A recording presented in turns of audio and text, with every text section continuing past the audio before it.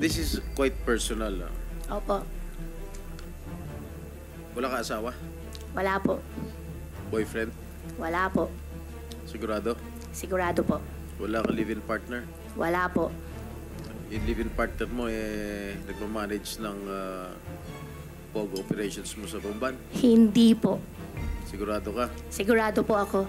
Wala ka relasyon sa isang public official? Wala po. Marami na po sila nalilink po sa akin simula po na buksan pong issue. Sobrang dami na po nila nililink po sa akin pero wala pong partner.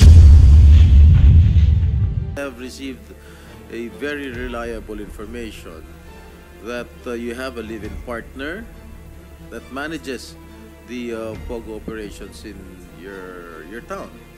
Your Honor, hindi po, wala pong katotohanan po yun. Hindi naman po kasi Mayor totoo. sa isang bayan sa Norte. Opo. May kilala ka ba? Norte po, marami po ang kakilalang mayor po ng Norte po. Sa Pangasinan.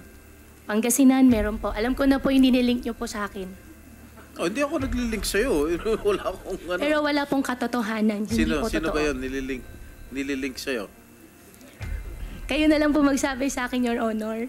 Para sigurado baka mamaya madamay pa po sila kung magme-mention po ako ng pangalan. Magsasalita naman po ako ng totoo. Ikaw nagsasabi, kilala mo na kung sino nililink ko sa'yo. Sabihin mo kung sino.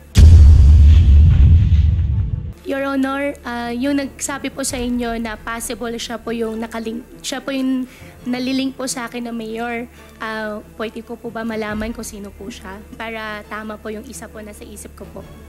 Mayor nga ng At pogi po ba siya? Ha? Pogi naman po siya. Hindi ko na makilala eh. Yung po nagkwento po As sa inyo. Sen Jinggoy said, hindi po laughing matter ito. Your Well, Honor, kaya ako binibring out ito. Because the reports that I receive is that your partner, yung nalilink sa yung mayor ng Pangasinan, is the one managing and operating your POGO business. Mayor, meron lang ako tatanong, sana sagutin mo ang buong katotohanan. Sino nag-operate o nagmamanage ng POGO before you became mayor? Your Honor, ang nag-ooperate, ang nagmamanage po ay yung mga Chinese po. Yung si Shi Chun-chan po na taga Hongsheng at si Wang Jiyang po na taga Baofu po. This is quite personal. Opo. Wala ka asawa? Wala po. Boyfriend? Wala po. Sigurado? Sigurado po. Wala ka live-in partner? Wala po. Yung live-in partner mo, nagmamanage ng POGO operations mo sa Bamban? Hindi po. Sigurado ka? Sigurado po ako. Wala ka relasyon sa isang public official? Wala po. Marami na po sila nalilink po sa akin simula po na buksan pong issue. Sobrang dami na po nila nililink po sa akin pero wala pong partner, wala pong... Paano nililink sa'yo? Romantically? Or what not? Yes po, Your Honor. Sino-sino? Huwag na po natin pag-usapan. No, because this is not a laughing matter because I have received a very reliable information that you have a live-in partner that manages the POGO operations in your town. Your Honor, hindi po, wala pong katotohanan po yun. Kahit nga po ipalabas niyo po sila, magharap po kami, hindi po yun totoo. Mayor din, kapwa mo mayor. Sino po, Your Honor, sino po kaya siya? Para masabi ko naman po sa kanya na hindi po totoo yun. Pag ida-divulge ko, siyempre, di-deny mo. Hindi naman po kasi Mayor totoo. sa isang bayan sa Norte. Opo. May kilala ka ba? Norte po, marami po ang kakilalang mayor po ng Norte po. Sa Pangasinan. Pangasinan, meron po. Alam ko na po yung nililink nyo po sa akin. Hindi ako naglilink sa'yo. Wala akong ano. Pero wala pong katotohanan. Hindi po Sino totoo. ba yun nililink sa'yo? Kayo na lang po magsabi sa akin, Your Honor. Para sigurado baka mamaya madamay pa po sila kung magme-mention po ako ng pangalan. Magsasalita naman po ako ikaw ng totoo. nagsasabi, kilala mo na kung sino yung nililink ko sa'yo. Sino, sabihin mo kung sino.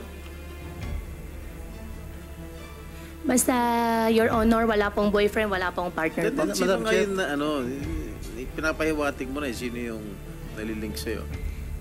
Your Honor, yung nagsabi po sa inyo na possible siya po yung nalilink po sa akin na mayor, pwede ko po ba malaman kung sino po siya? Para tama po yung isa po na sa isip ko po. Mayor nga ng At pogi po ba siya? Ha? Pogi naman po siya. Hindi ko na makilala eh. Yung po nagkwento po As sa Sen inyo. Jinggoy said, hindi po laughing matter ito. Apo. Madam Sorry Chair. po. And Sen Jinggoy, I think Sen Rafi would like to interject. Sige, You will allow please, please. Sen One Rafi. second. Sen Jinggoy, kasi alam ko na the reason bakit nabanggit yung mga mayor kasi that's connection. Importante po yan. It's not laughing matter really. Because Ang ginagawa lang din si Sen Jinggoy is establishing your connection. Lumawak yung connection mo kaya lumawak din yung negosyo mo. Now, aside from mayor, yaman din na pinag-usapan natin yung linkage. Nalilink ka sa isang sa executive department, isang mataas na opisyal. Did you know that? Pero alam mo yon na isang mataas na opisyal sa executive nalilink ka doon. Your Honor, hindi ko po alam. Ngayon ko po lang po siya narinig. You sure? Apo, sure po. Okay. Thank you, Sen Rafi. Thank you. Sen Jinggoy? okay, sino? Sabihin mo na sa akin kung sino. May alam ka, sabihin mo na rito sa committee. Your Well, Honor, kaya ako binibring out ito. Because the reports that I receive is that your partner, yung nalilink sa yung mayor ng Pangasinan, is the one managing and operating your Pogo business. Alright? Wala akong pakialam sa mga relasyon ninyo. I do not care kung may relasyon kayo, so be it. Wala akong pakialam. Your Honor, wala po akong alam na may mayor po na nakalink po sa akin. Gawa po ng siya po ay nag-ooperate po ng Pogo business po. At wala rin po akong Pogo business po, Your Honor. Di ba may lupa ka doon sa Bamban? Meron po. Tinayo mo ng Pogo? Your Honor, hindi po siya Pogo lahat. Bago po ako nag-divest po, Your Honor, yan po ay isang mixed-use development po. Meron pong mall, meron pong residential. At yung Well, may Pogo, Pogo rin. yung Pogo po, second and third and fourth floor lang po. Kaya nga, meron pa rin. Bago po ako nag-divest po, Your Honor, at after po ako nag-divest po, doon po nagkaroon po ng yung ZY po na second, third, and fourth floor po. Okay, marunong ka mag-Chinese? Ano Chinese name mo? Wala pa akong Chinese name po. Wala kang Chinese name? Opo. Bakit nung previous hearing di mo kilala yung nanay mo? Your Honor, yung biological mother ko po ay si Amelia Lial po. Still alive? Your Honor, honestly to, bago po nangyari to, masama yung loob ko po sa kanya. At sa nangyari po na to, sa nangyari po itong Senate hearing, nananawagan po ako, sana po makita ko na po siya. So you haven't seen your biological mother? Hindi po. So sino nagpalaki sa'yo? Yung tatay ko po. Tatay mo lang? Tatay ko po at partner po niya. Partner? Opo. Partner ng tatay mo? Opo. Okay,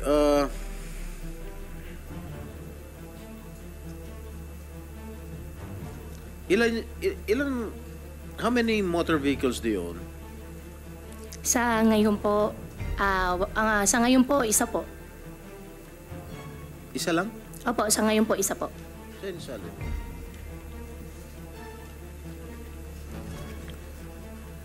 Pero marami kang dump truck.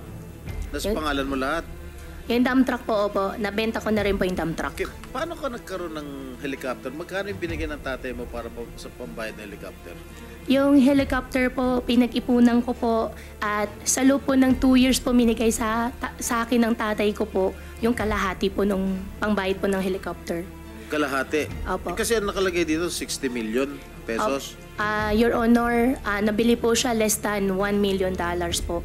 Yung dollar po nung time po na nabili po is kung di po ako nagkakamali, 46 or 47 po. When did you purchase the helicopter? 2019 po yata. Kanino nyo pinurchase? Lion Air po. Lion Air. Opo. Kay Archie po. Ang kausap ko po si Sir Rene. Rene Rene... Sia. Opo, Rene siya po. Sia. Opo, siya. Patay opo. na. Namatay na. Ay. Anyway, bakit Pogo yung napili mong negosyo? Your Honor, wala po Mas akong negosyo. nanggaling kayo sa piggery at farming business? Your Sino Honor, nag-udyok sa'yo na magpatayo ng Pogo doon? Your Honor, wala po akong Pogo business at hindi po ako yung nagpatayo. Sa akin lang po is only yung property po, yung lupa lang po. Wala kang negosyong Pogo? Wala po akong negosyong Pogo. Bakit mo pinayagan magkaroon ng Pogo ron sa property mo? Your Honor, nag-umpisa po kami, yung Baofu po, bago po ako nag-divest po, in-invite ko po sila para mag-invest po sa Bamban.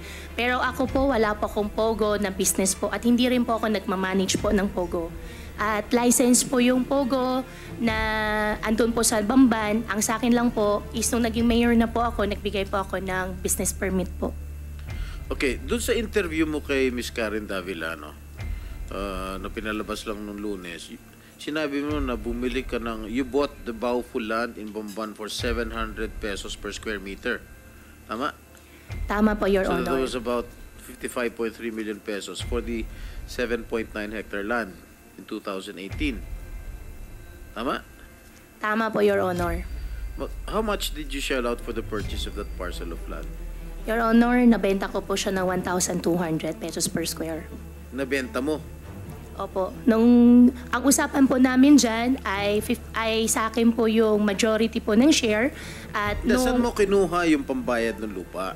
Yun ang yung tinatanong. pangbayad po ng lupa, installment po, Your Honor. Installment? Pagkano Opo, installment? installment po, partially po galing sa farm, partially po galing po sa tatay ko po. Magkano yung galing sa tatay mo? Your Honor, ito double check ko po. Wala kang hiniram na pera galing sa mga creditors? Meron po akong loan po, Your Honor. Magkano? Outstanding ko po ngayon, hindi ko po sure yung exact pero almost 200 po. Mga 190 po siguro. 190 million. So tinatanong sa'yo ni Senator Risa, ni Madam Chair kanina, kung sino yung mga Board of Incorporators mo rito sa Baofu. At halos lahat ay may mga criminal records. At sinabi mo, ngayon mo lang nalaman? Your Honor, dun sa Zhang Ziyang, nalaman ko po nung first hearing po na fugitive po siya. Before po noon, hindi ko po talaga alam. Dun sa naman po dalawa, nakita ko po dun sa Facebook post po ni Madam Chairman po at gumawa po ako ng research po, nag-search po ako sa Google. Sino ito si Lin Baoying? Lin Baoying, yan po yung nakita ko po kahapon po na isa po siyang incorporator po ng Baofu at nung after ko po mag-divest po, hindi ko na po alam. Hindi mo kilala itong si Lin Baoying? Si Lin Baoying, tsaka yung isa pa po na lalaki, hindi ko po kilala. Ang kilala ko lang po dyan si Zhang Ziyang. Kasi she's the only woman accused in the $2.8 billion money laundering case. Ito. Hindi mo kilala? Hindi ko po kilala, Your Honor. Board of Directors ng Baofu, hindi mo kilala? Hindi ko po kilala. Ang kakilala ko lang po dyan, ang kausap ko po dyan is Zhang Ziyang. Sino yun? Sino ulit? Zhang Ziyang. O ano siya? Board of Incorporators din? Opo, Board of Incorporators. At siya po yung kausap ko po. So hindi mo kilala itong si Lin Baoying? Lin Baoying, hindi ko po siya kilala. Ilan ba yung Board of Incorporators mo? Meron pong 3 foreign po. Walang Pilipino? Meron pa po isang Filipino. Sino? Rachel Joy po. Ikaw, anong participation mo doon? Ang participation ko po doon sa Baofu po ay sa akin po yung property, sa akin po yung lupa. Hindi ka member ng Board of Incorporators? Bago po, incorporator po ako at after ko po mag-divest po, umalis na po ako. After kang, Mag-divest po, 2021 po. nung nag-mayor ka, Hindi pa po ako mayor po noon. Gusto po nila magpasok na po ng pera at wala pa akong ipapasok. Kaya napag-usapan po namin na ibibenta ko na lang po yung percentage po ng share po na hawak ko po.